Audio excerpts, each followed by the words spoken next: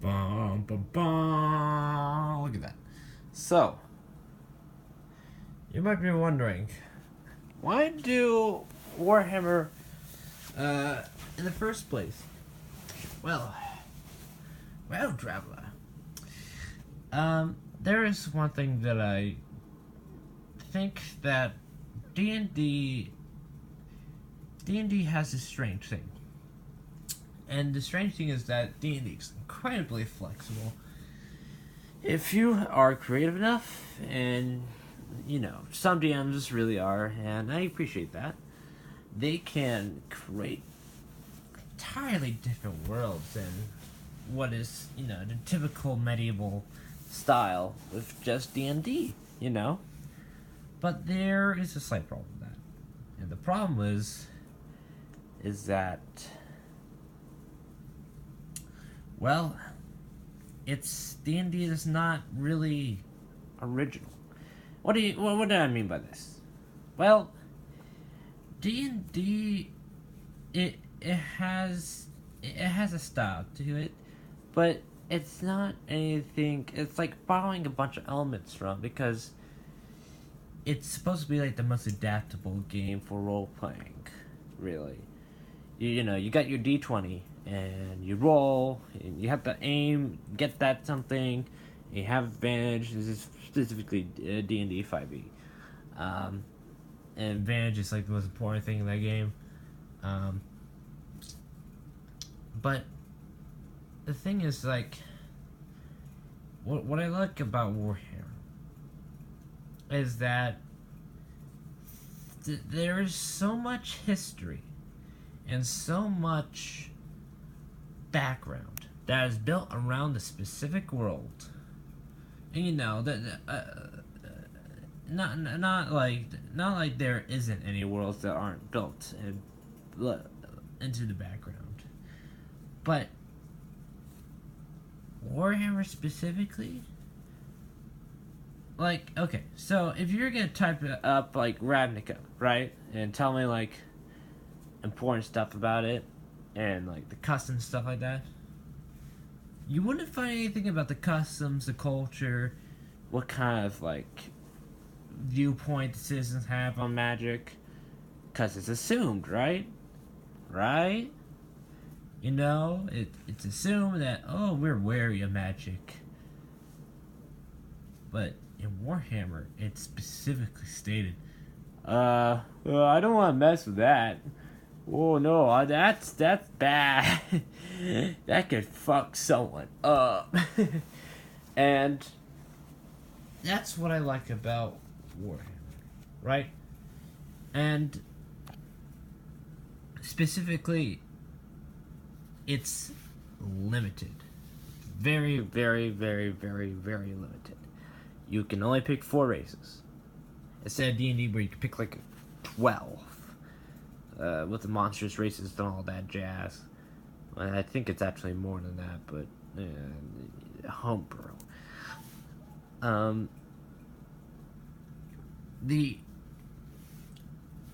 But these 4 races have incredible amounts of history. Well, except for Halfling. But Halfling is like the dumper, like, ugly sibling that it's funny to look at and point fingers at until they shoot you with something. Then that's different. But all the races are incredibly detailed, and that they have all their strengths. Instead of like D&D where it's like elves get +2 to wisdom and +1 to dexterity. Oh, if you're a dwarf, you get +2 to constitution, and nothing else, if I remember correctly. Probably don't. Dwarfs are a little bit varied in that respect. Humans, they get a plus to everything. Well, in Warhammer, it's like the elves are interesting because they have low fate points. Fate points save you in this game. They're the best thing ever. Like, having disabilities is not the worst thing in this game. But losing your fate points, is scary as hell in this game because elves, this girl right here, yeah, I think she's an elf. Yeah, I think she's an elf. They can, on good occasion, if you roll a 10 for your fate points, you might get 2. Actually, I think you only get 1. So you can only get like 1, and there's a chance you could just get 0 as an elf. And that's kind of funny because humans get 20 on everything, and elves get 20s and 30s. There's no 10s. Dwarves get 10s on like agility and stuff like that, even though this guy's really showing that that's not really his case.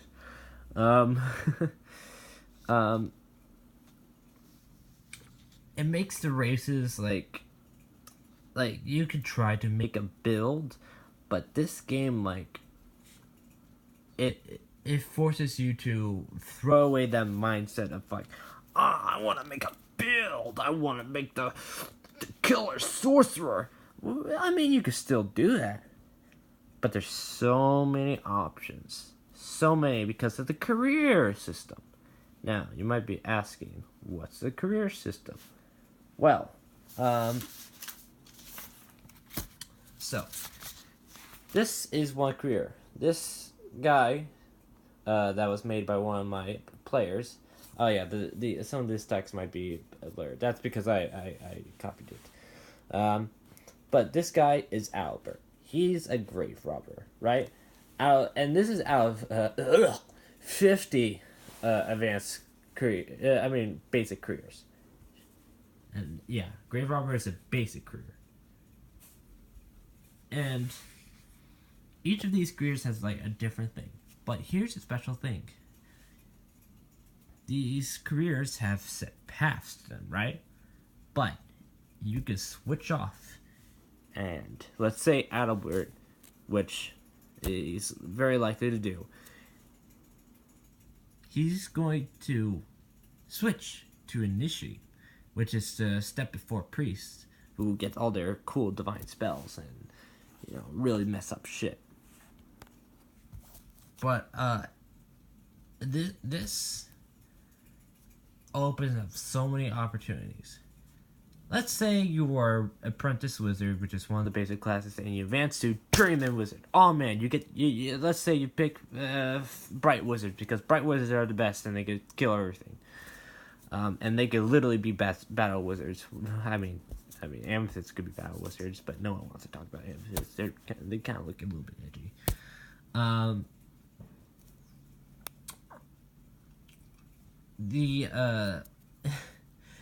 You as a Journeyman Wizard could switch a soldier and then get attack and shit, and you can be like really incredible with like your weapon skills and stuff, which is something that I really like about this system. It allows you to have no cap limit. There's no cap limit. There's no like level 20. If you hit level 20, you're basically the best, and that goes well for the games that in that story, that very high level story. But in this, it's like you're always gonna be human. Like the maximum you get is like 1, 2, 3 times 2, 6, 7. So you'll say he can get like 18 wounds, but that could still be minused. And the special thing about the system is that experience can be used for so many things. And specifically, whenever you advance to another career, you can get basic skills or increase those basic skills, so you don't need to do that whole expertise bullshit with like proficiencies. You can buy talents, but you can't buy more talents, so that means you can use XP on other things, which is really good. Because, like, imagine if you get, like, a random talent, and it says, you gain that talent. Well, no. You can use that, XP for another talent, and that's awesome. Now, that's not that's not the coolest thing about the system. What is cool is the Winds of Magic. Now, why do you think this is cool? You might be asking. Well, it's not the specific winds, but when you're an apprentice wizard, there's an important thing. While in D&D, you have a set limit of spells you can cast, but these are usually your these are incredibly useful spells. While you have cantrips where they can be useful a little bit. Sorcerer makes it worth it, but everything else. But this has an unlimited amount of times you can cast spells. However, look at that guy. However, you always have the chance to mess up. Not like a D20 where you roll one and you're like, oh, your spell fizzles and you feel it backfiring on your hand and it hurts. No. In this, well, you're like an apprentice wizard and you only roll one dice. If you roll one, make a will test. If you fail it, you get an insanity point. Yeah. You get insanity points, which means that you can go insane and you can just make things way horrible for your character. And what I like about this system is that these wins, they assign you to something very specific. So, Lord Death, right? These guys are incredibly dangerous. Because not only can, if the thing is on 0 wounds, just go up to it and just make it die. Or go up to like a partner of yours and be like, oh, go rest. Don't die now. Don't die horribly. You know, that, which is nice and all. But unless you're in battle, then fuck off. You know, you have to light order. You have each of these has specific things that when assigned to a character changes them over time and makes them so much more interesting than a D&D character which has magic. Yeah, and you know, this is this is why they have sorcerers, right? But this is like sorcerers expanded by 1,000. Like, you know, you have your shadow sorcerers, right? Well, these guys, well, they can do like crazy shit like this. Okay, that's just a chanter by itself. He's not doing that himself, but look. That's a great wizard. And he's doing that shit. Yeah. It's crazy. It's awesome. I guess this is a good time to explain why I mentioned the 2nd edition part. So, I picked 2nd edition. And I will, in the future, in the far future, I will find out if this was a bad decision or not. But currently right now, I think it's a good decision. I decided to do 2nd edition because 1st edition, well, I heard 1st edition was, it had a lot of charm to it. But it didn't have as much stuff as this one. And this one doesn't have the same quite charm to it. But I have my own charm, so, as a DM, so I can work that in instead of, like, Warhammer. I know that seems kind of selfish, but I know what I'm doing as a DM. Most of the time, anyway. But what I like about the system is that what I like about 2nd edition, besides that, and when I took it, well, I already discussed 1st edition. 3rd edition, it's a completely different game. it uses box cards. I hear from some people it's fun. The other people are like, it's a board game, and it looks a lot like a board game. And if I want to play a board game, I'll play Hero Quest.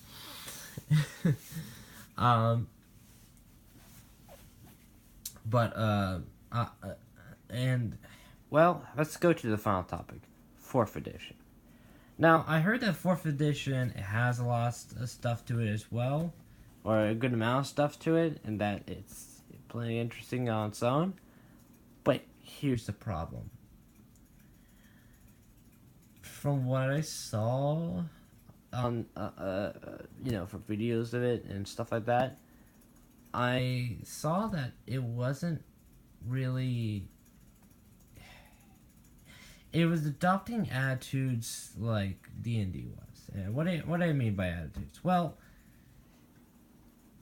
it was adopting attitudes like, oh, you can be whatever you want to be in D&D, because D&D is a very expensive game. You can be whatever you want to be. I don't like that. For this world I'm making, players can try to be whatever the fuck they want. They can try. That's the thing. Is that there's no like, I'm gonna pick this Humble class. I'm gonna pick this class that's gonna give me bonuses to these things. Blah, blah, blah, blah. No. You can try to do that. But these are careers. These are not classes. These are not just abilities assigned to special characters. These are careers. We gotta live a life of like slaying, of finding ratmen, of hunting some fowl, as I say. These are people. And people suck a lot.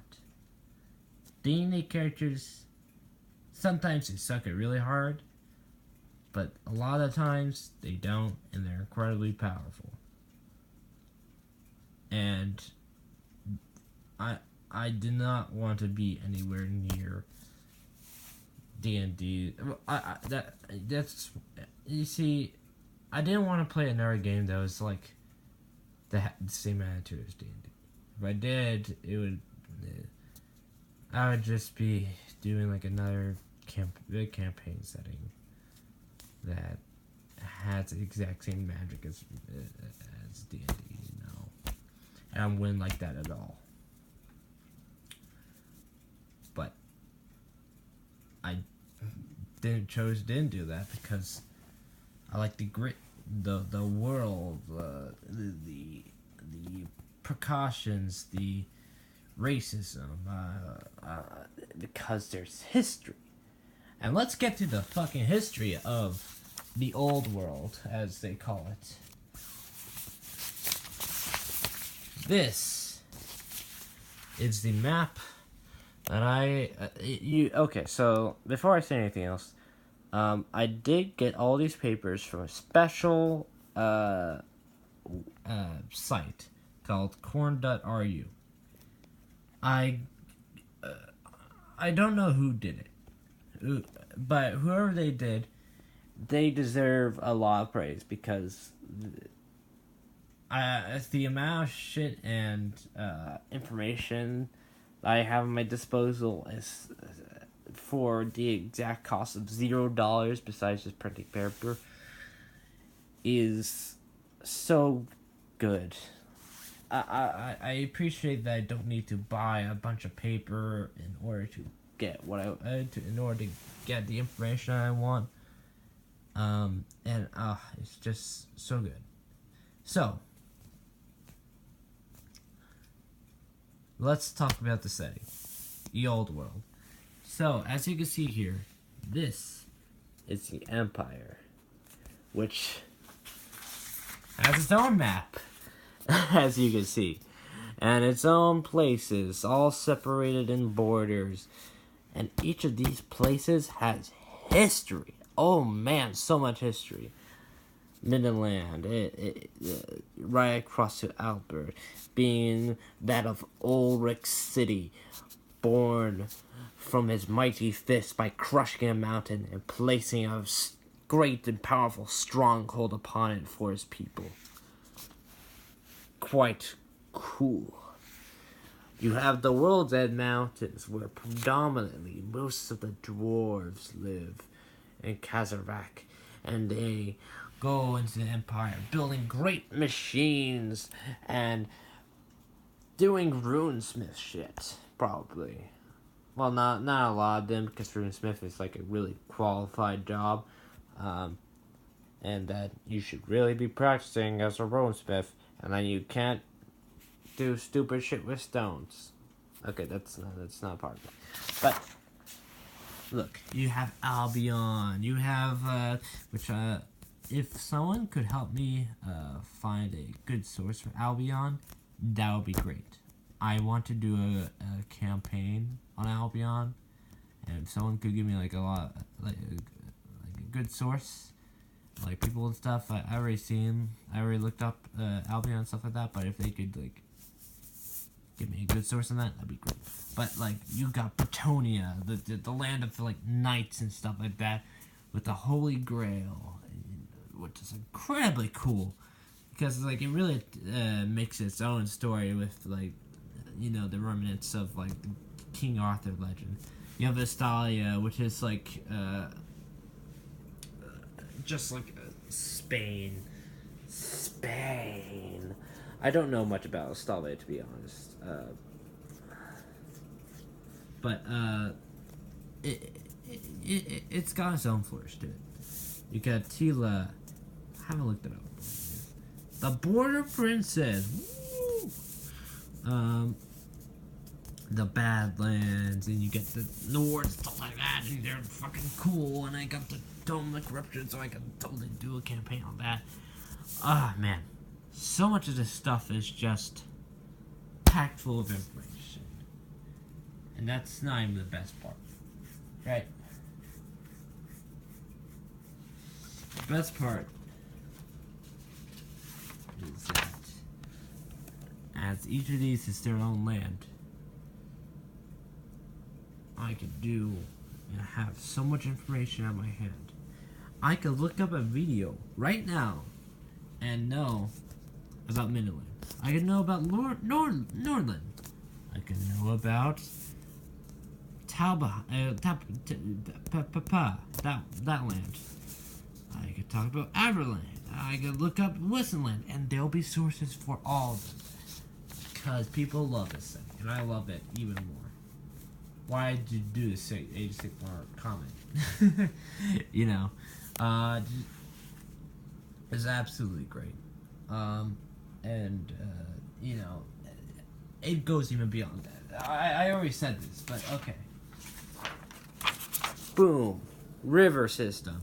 You got the river system of the Empire, which if you map it up to the actual Empire thing, let's just pull it back here, you can accurately spot where, like, you know, the trade and stuff will be going, and river patrols and stuff like that, which will be incredibly useful for, like, actual, like, moving around adventures, you know? Things that, like, no one else would ever do. Completely makes, like, other campaigns look like crap. And then you got, you got this. Trade zones. Oh, you want to play as a merchant? Oh, here you go. We got this map and everything.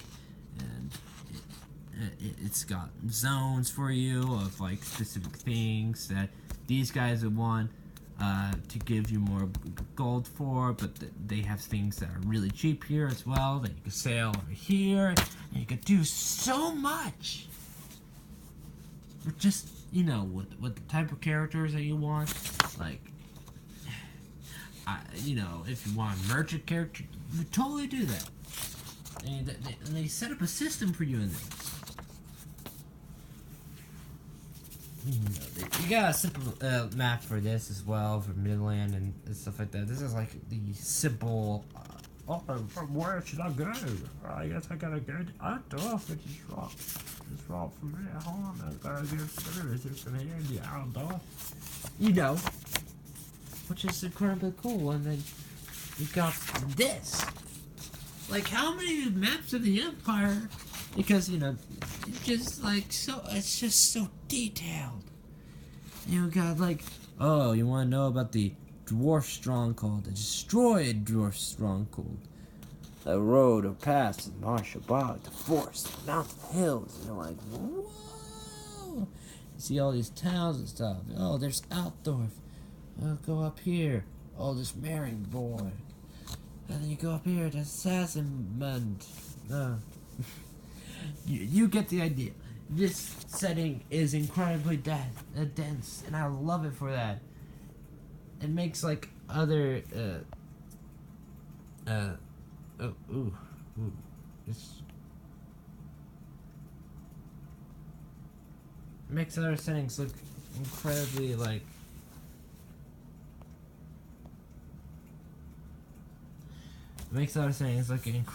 like simple compared to them.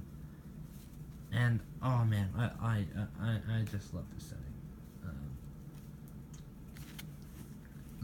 Okay, so you might remember from my last video of the maps of the Ravnica system, and how it was just they were pictures basically. Let me be honest, they were just pictures. They listed out the zones, but they were pictures. Now, that kind of ruined it for me, for Ravnica, because I wanted actual. These are Ravnica's. It's basically a city plane. Think about it, a city plane. Why wouldn't you show the entirety of the city? That's stupid to not do that. Now, let me show you what a real city would look like. Boom! Look at this. Look at that detail. Look.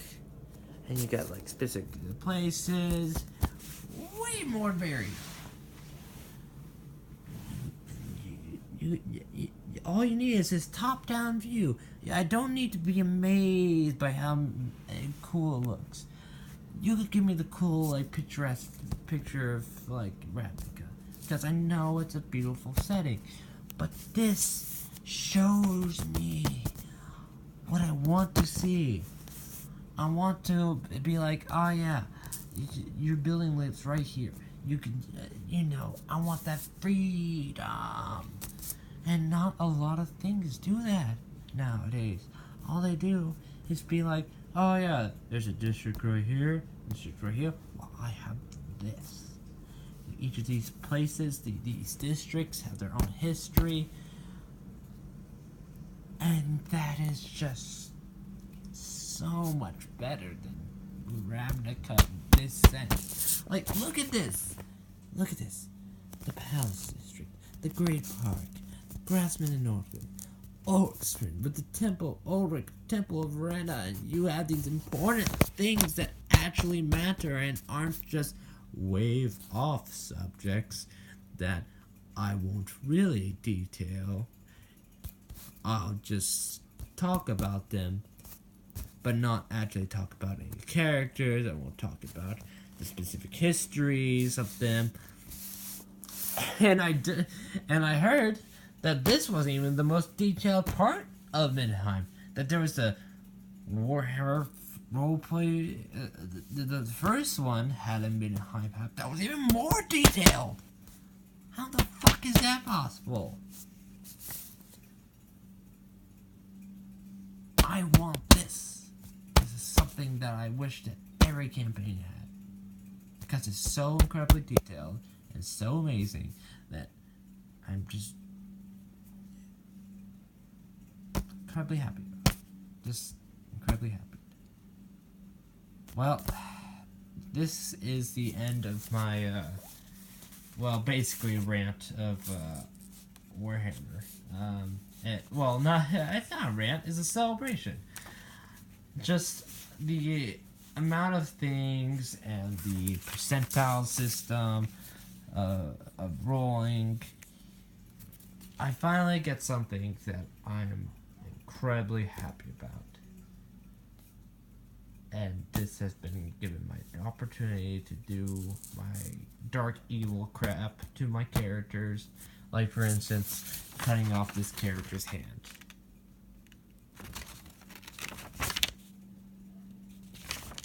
There it is, cutting off this character's hand.